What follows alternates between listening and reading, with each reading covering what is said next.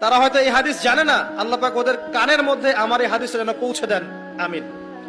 নবী সাল্লাল্লাহু আলাইহি ওয়াসাল্লাম বলেছেন, আমি মেরাজের রাতে যখন গিয়েছি তখন এক শ্রেণীর মানুষকে দেখেছি, ওদেরকে শাস্তি দেয়া হচ্ছে।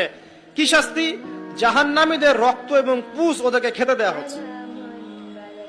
জিবরাইল আলাইহিস সালামকে জিজ্ঞাসা করা হলো যে এরা কারা? তিনি বললেন, এরা আপনার উম্মতের সেই সব ব্যক্তি যারা মাদকদ্রব্য সেবন করত। আল্লাহ রাব্বুল আলামিন তার হাবিবের মাধ্যমে জানিয়েছেন, যখন কোন মুসলিম মাদক সেবন করে বা কোনো ব্যক্তি মাদক সেবন করে তখন 40 দিন তার নামাজ কবুল হয় না। এরপর যদি সে তওবা করে তাহলে আল্লাহ পাক তার তওবা কবুল করবেন ইনশাআল্লাহ।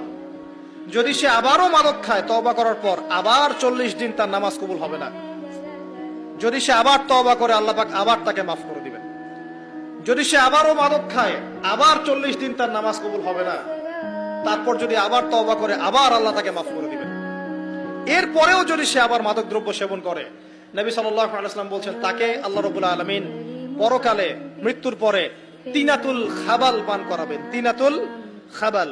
জিজ্ঞাসা করা হল, ইয়া রাসূলুল্লাহ, তিনাতুল খাবাল কি জিনিস? নবী সাল্লাল্লাহু আলাইহি ওয়াসাল্লাম উত্তর দিচ্ছেন, এটা হচ্ছে জাহান্নামীদের রক্ত, মাংস, এগুলো পুড়ে পচে যে রসটা বের হবে, এটা হচ্ছে তিনাতুল খাবাল।